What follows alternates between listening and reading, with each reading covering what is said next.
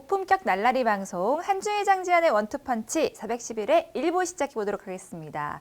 자, 오늘의 알파시는 2S 이런 거 안 하려고 했는데 갑자기 2S. 네, 2S. S 대 S? 네, S 대 아, 근데 S. 질문 있어요. 네. 그 오늘은 승부 예측 얘기부터 시작하시지 아니 않는 걸 보니까. 아니요, 그거 그럼. 아니 제가 편집. 뭘 했는지 잊어버려가지고. 네네네네 아시는 것 같지만 아니 몰라요 지금. 저도 까먹었어요. 승부 예측이요? 어. 셋 다 못했어요. 셋 다 못했어요. 네.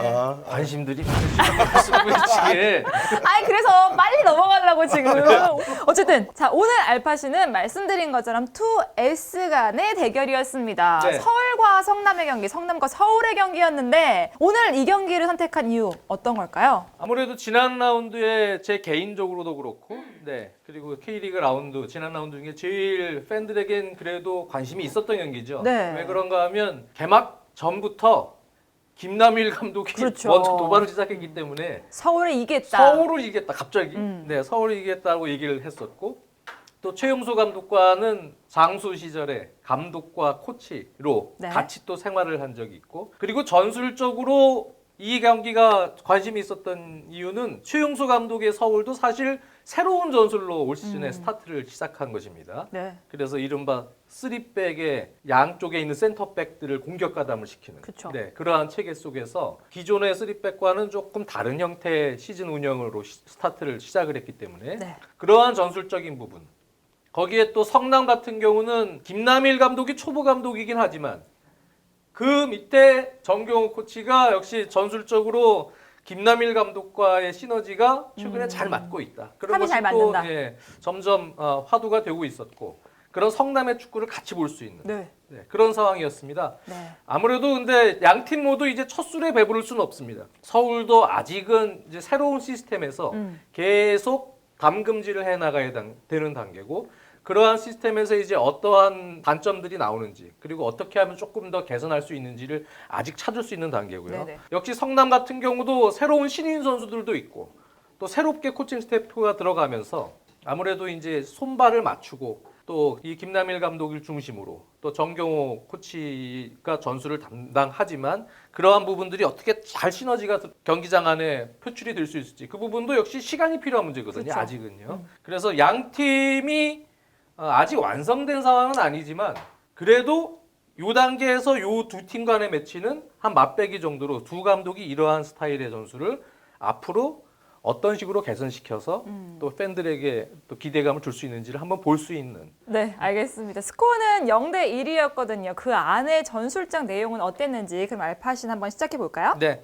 경기 시작입니다. 네, 킥오프. 사실 경기 전에 그날 현장 중계를 했던 이쪽 중계진 그림으로 보내졌던 아마 그 전술은 네. 성남은 이제 3백으로 보내진 것 같아요. 음. 네.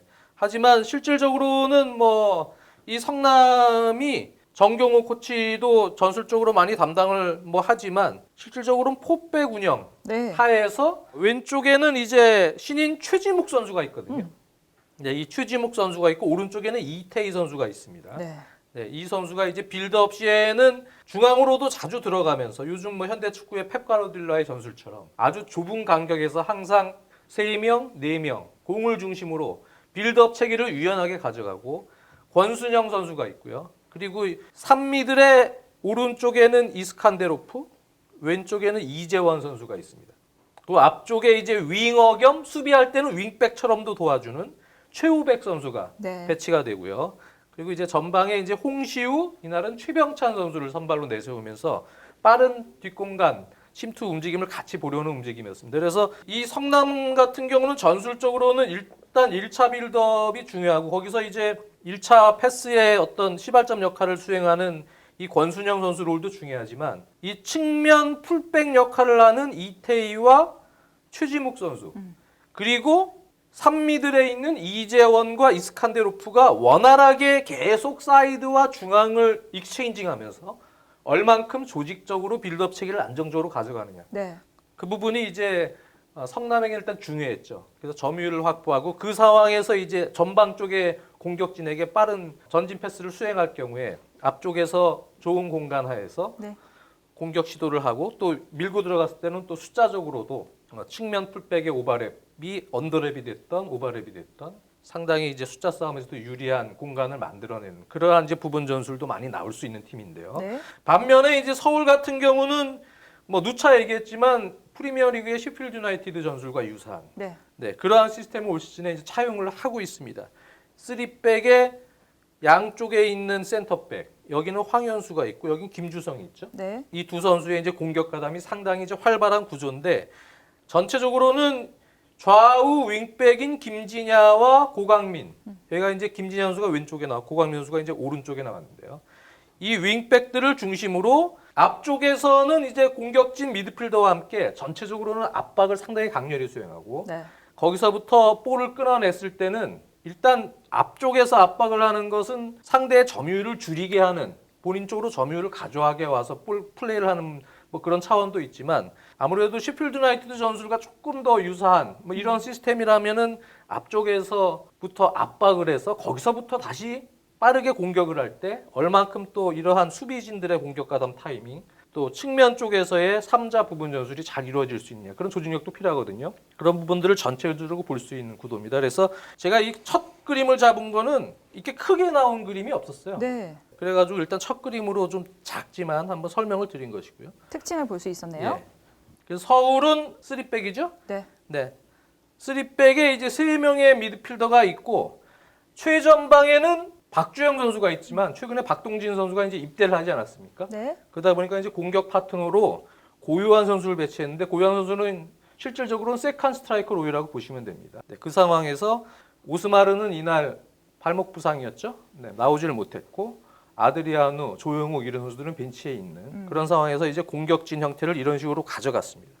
자, 경기 초반인데요. 네. 지금 보시다시피 성남의 빌드업은 공격할 때는 이제 4백 빌드업의 기본 바탕을 두고 있다고 보시면 됩니다. 그래서 센터백 2명이 이 김영관 키퍼 사이로 벌어지고 이 센터백은 이날 연재훈 선수랑 이창용이 나왔죠. 네, 이창용 선수가 이제 벌어지고 권순영 선수가 중앙에서 볼을 받아서 1차 볼 배급을 하는 그런 롤인데 서울 같은 경우는 지금 보시다시피 자, 일단 두 명의 센터백 빌드업을 박주영 선수가 최전방에서는 일단 압박을 하는 형태고요. 네네. 그리고 그리고 고요한 선수는 수비 시에는 실질적으로는 공격형 미드필더 롤 같은. 그러니까 실질적으로 3-5-2가 아니고 3-5-1-1 같은 네네. 그러한 이제 수비가 됐다고 보시면 됩니다. 그래서 이 권순영 선수의 빌드업을 차단하는 그런 압박을 시도를 했고 세 명의 이제 이 중앙 미드필더가 있는데 세 명의 중앙 미드필더들이 공과 가까이 있는 선수가 1차적으로 무조건 강하게 타이트한 압박을 이제 수행하는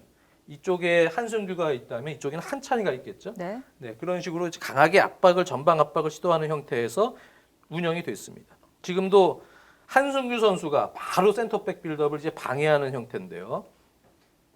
자, 이창용이 이태희에게 주는 순간에 이미 이쪽에서는 또 김진야 선수가 강하게 윙백으로서 전진해서 압박을 하고 있고 또 수비 라인이지만 이미 김주성, 황현수 이런 선수들이 좌우에서 상당히 높은 위치에서 압박을 하면서 성남의 빌드업 체계, 짧은 패스의 빌드업 체계를 아예 초반부터 붕괴시키려는 그러한 노력이고 그 실질적으로 장기적으로도 시필드 유나이티드처럼 앞쪽에서 강한 팀 압박을 동시에 수행하는 연습을 계속 해왔거든요. 네. 그런 것을 이제 실전에서 계속 구현하려는 노력이었습니다. 지금도 김진야가 볼을 뺏어냈죠. 압박 속에서. 고요한이 다시 볼을 탈취해내고 한찬이가 김주성이 여기까지 올라왔어요. 김주성이 올라와서 주고 들어가려고 그러는데 이제 수비에 막혔죠. 네, 그러다 보니까 김주성 선수는 이제 오발의 공격 가담을 못하고 김진야 선수만 사이드에서 공격 시도가 됩니다. 김진야의 크로스까지인데요. 계속 시작부터 전반 한 35분 네. 정도까지는 거의 이제 시필드 유나이티드의 질식 수비처럼 성남은 숨을 못 쉬었습니다. 그쵸. 못 쉬고 자기의 공격을 하나도 풀지 못하는 체계가 계속 이어졌는데요. 지금도 보시면 최진목 선수가 왼쪽 수비로서 빌드업을 시작을 할 때 이미 이제 고광민 선수는 붙어버렸고 그러니까 뒤로 방향 전환을 이제 시키는 백패스가 되죠. 자, 이창용이 다시 이태희에게 줄 때 또 달라붙습니다. 네, 여기에는 바로 또 김진야 선수가 붙는 것이죠. 그 뒤에서는 지금 또 김주성 선수가 높은 위치에서 최병찬 선수에게 들어가는 볼을 차단을 하고 바로 전진해서 공격 가담이 됩니다.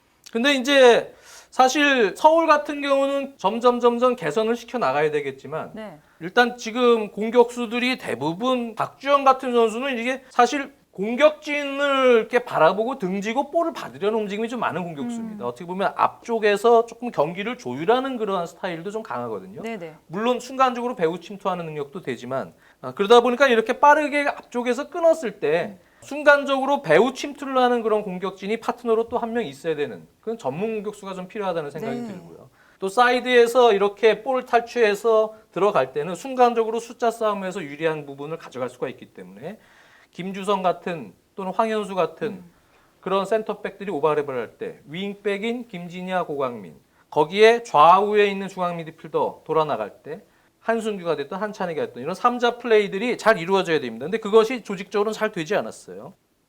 지금도 보면은 이제 박주영 선수는 여기서 등을 쥐고 동료 패스를 기다리다가 뒤늦게 좀 들어가다 보니까 그렇죠. 네, 이쪽 사이드에 좀 몰려 있다가 공간을 만들지 못했고 그리고 이제 김주성 선수는 고요한 선수가 돌아뛸 때 3자 플레이가 잘 되질 못하면서 컴비네이션 같은 플레이를 만들지 못했어요. 그래서 조금 더 유리한 숫자 싸움이 있을 때 효율적으로 공격이 돼야 되는데 결국은 이제 이렇게 상대는 볼 뺏겨서 다시 하고 당할 때 수비 밸런스가 좀 흔들리는데 네. 거기서 유리한 게임을 하려면 결정적인 공간을 만들어야 되는데 마무리는 항상 수비가 어느 정도 딱 들어왔을 때 크로스로 그냥 마무리가 되는 네네네.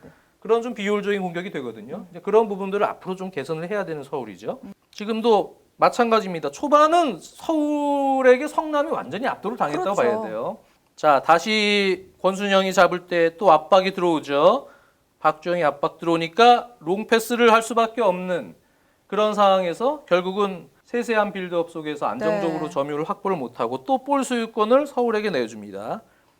황현수가 헤딩으로 걷어내고 고강민이 원터치를 줄 때 박주영이 헤딩으로 떨궈 놓고 자, 고강민 또 고요한 자, 순간적으로 한찬이까지 들어갔는데 이렇게 이제 한쪽으로 다 몰렸을 때 이렇게 다시 끊어내서 들어갈 때 스타트를 끊는 선수들 특히 공격 근데 여기 공격수가 없네. 그러니까요. 그렇죠. 공격진들이 사이드에서 빠르게 타이밍을 잡고 들어가는 그러한 이제 전환이 좀 필요합니다. 근데 뭐 순간적으로 사이드에서 돌 때 이쪽에서 스타트를 빨리 끊어서 들어가는 공격수가 잘 보이지 않다 맞아요. 보니까 앞으로 나가도 수비진보다 숫자가 적은 그런 상황이 서울에게 많이 연출이 되죠.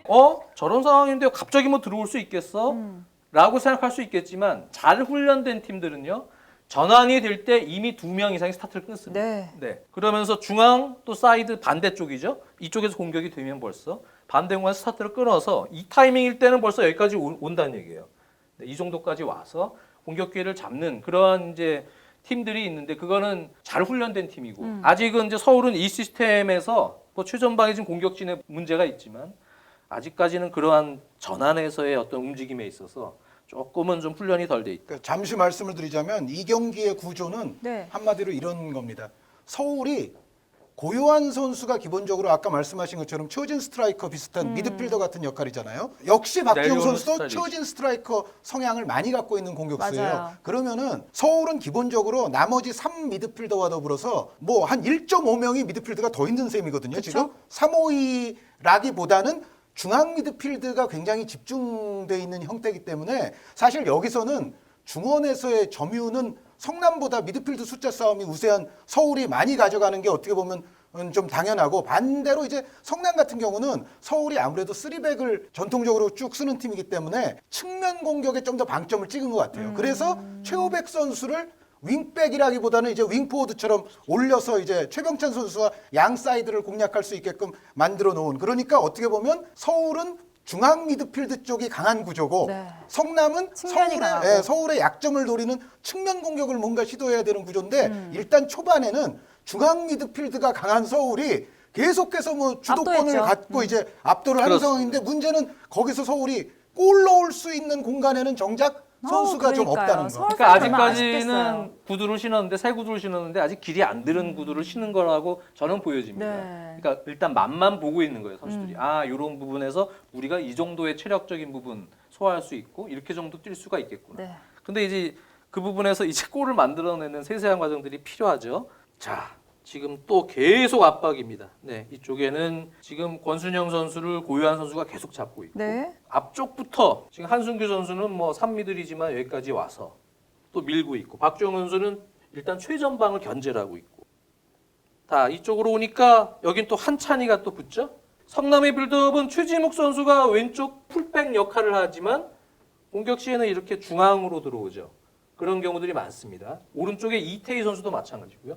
중앙으로 들어오고 그리고 이제 오히려 중앙 미드필더에 있는 3미들 중에 오른쪽에 있는 이스칸데로프 같은 선수가 사이드로 빠지고 또 이쪽에는 이재원 선수 3미들의 이런 선수가 또 사이드로 빠지고 이렇게 서로 공을 중심으로 유기적인 움직임을 가져가면서 계속 트라이앵글 형태에서 빌드업을 추가하려고 하는데 그런 상황의 구조라도 이렇게 패스 타이밍을 빠르게 가져가지 못하는 상황에서 압박을 당하면 성남은 문제가 생긴다는 얘기죠. 지금도 백패스로 뒤로 밀리는 상황이고 패스 미스가 나왔습니다. 최지묵이 갸웃 그러는데 결국은 아직 경험들이 부족한 선수고 미리미리 상황 인지를 해서 빠르게 패스 타이밍을 잡으려면 네. 개인 기술도 필요하지만 익어야 돼요. 맞아요. 빨리 선수들 미리미리 지금 볼 때 벌써 내 동료가 여기 와 있고 이게 훈련이 돼서 익어야 됩니다. 그러려면 조직력이 확보될 수 있는 시간이 필요하고요. 그런 게 아직 부족하다는 것이 이렇게 압박을 당할 때 나타난다는 얘기예요. 계속입니다. 이제 14분 또 빌드업이죠.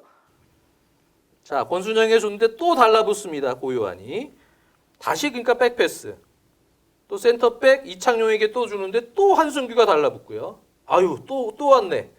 그러니까 또 백패스 계속 밀리죠. 결국 사이드 좀 롱패스니까 결국 고강민에게 뺏기는데 이것도 좋은 찬스거든요. 기회였는데. 네. 바로 이제 연결된 상황에서 고요한 선수인데 근데 여기서 선택지가 박주영 선수는 이렇게 돌았어요. 네, 이 안으로 들어가질 않고. 네. 그리고 이쪽에는 이제 한순규 선수까지 있죠. 근데 조금 이제 침착하게 사실 이것도 수비 밸런스는 다 깨졌거든요. 그렇죠. 성남은요.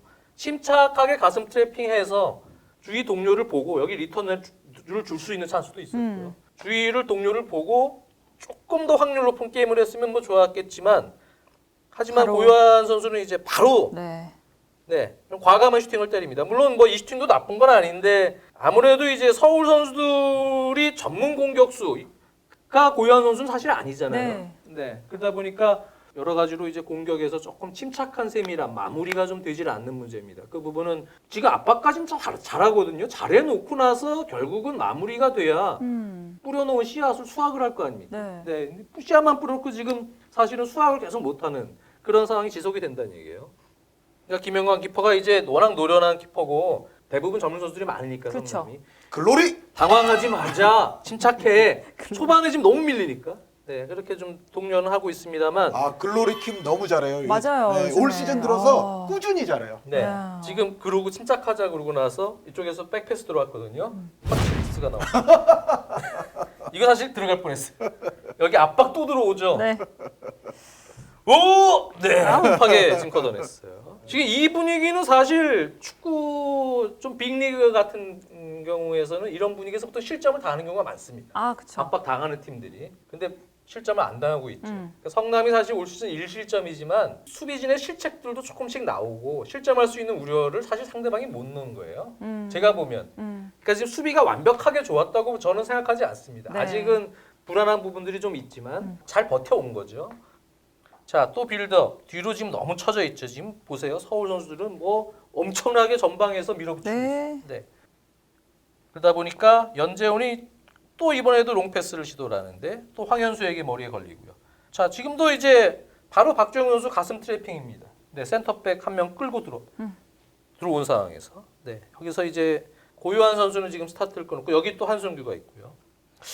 볼을 잡아놓고 서울 선수들도 이 박주영 선수 같은 스타일은 물론 서두에 말씀드렸지만 배우 침투도 능력도 가지고 있어요. 그쵸. 근데 예전에 이제 젊었을 때 전성기 때는 순간적인 스피드를 활용한 개인 돌파나 뒷공간 침투 횟수가 지금 많았지만 최근에는 아무래도 조금 조율하는 쪽에 그 빈도가 훨씬 많습니다. 등을 지어놓고. 그러니까 역시 한현도 말씀해 주셨지만 박주영 선수의 파트너는 조금 더 파괴력 있는 움직임을 가져갈 수 있는 그런 공격수가 필요하다는 생각을 들게 하고 지금 서울은 처진 스트라이커만 2명 있는 셈이에요. 그러니까요. 그렇죠. 네, 그러니까 어떻게 보면 이게 조화상 조금 아닌 거죠. 맞습니다. 네. 지금 같은 경우도 여기 이 공간이 사실은 제일 좋거든요.